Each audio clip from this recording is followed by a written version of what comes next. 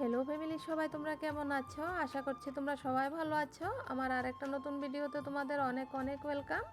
আমি দেখো বানিয়েছি পাকা আমের আচার। সেটা কিভাবে বানিয়েছি চলো তোমাদের সাথেও শেয়ার করে দিই। আমি এখানটায় 1 কেজি পাকা আম নিয়েছি।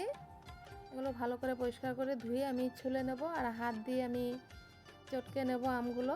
আর তোমরা কে কোথায় থেকে আমার ভিডিওগুলো দেখছো কমেন্টে জানিও, আর নতুন হয়ে থাকলে আমার পেজটাকে ফলো করে দিও। তো দেখো এগুলো হয়ে গিয়েছে। আমি এখন কড়াইতে সরিষা তেল দিয়ে দিয়েছি অল্প। আমি এটা ফোড়ন দিয়ে বানাবো। এখন আমি দিয়ে দিয়েছি শুকনা লঙ্কা দুটো, আর দিয়ে দিয়েছি সরিষা, হলুদ সরিষা। এখন আমগুলো দিয়ে দিয়েছি।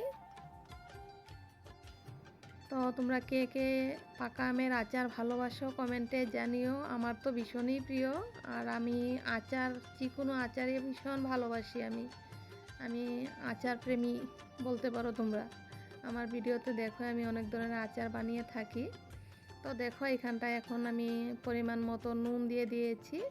এখন দিয়ে দেবো হলুদ গুঁড়ো অল্প, আর দিয়ে দেবো একটু শুকনা লঙ্কার গুঁড়ো।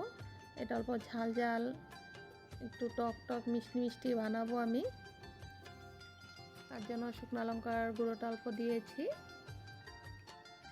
আর এখন দিয়ে দিয়েছি গুড় এটাতে।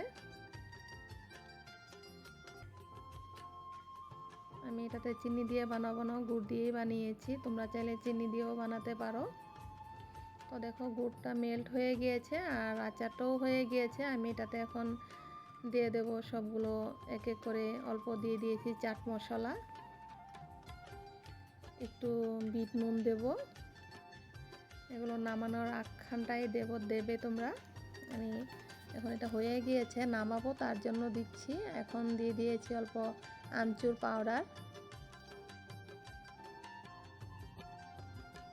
আর গ্যাসের ফ্লেমটা একদম লো রাখবে এই টাইমটাতে। এখন দিয়ে দিয়েছি অল্প ভিনিগার।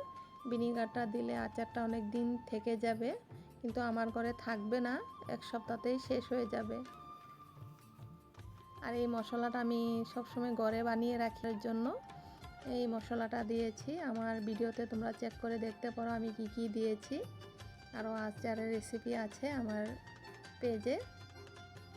আর খুব দারুণ একটা স্মেল আসে এই মশলাটা দেওয়ার পরে, তাই এটা দিয়েছি। তো দেখো এটা হয়ে গিয়েছে, আমি নামিয়ে নেব। তা দেখতেই পাচ্ছ কত সুন্দর লাগছে। আর কারা কারা ভালোবাসো কমেন্টে জানিও। তাহলে এখনকার মতন আসি। সবাই ভালো থেকো, সুস্থ থেকো। দেখা হবে আবার আমার আরেকটা নতুন ভিডিওতে। আর আমার ভিডিওগুলো যদি তোমাদের পছন্দ হয় তাহলে একটু বেশি বেশি শেয়ার করে দিও সবাই। আর আমার পাশে থেকো তোমরা সবাই। আমি নতুন নতুন ভিডিও নিয়ে আসার চেষ্টা করব।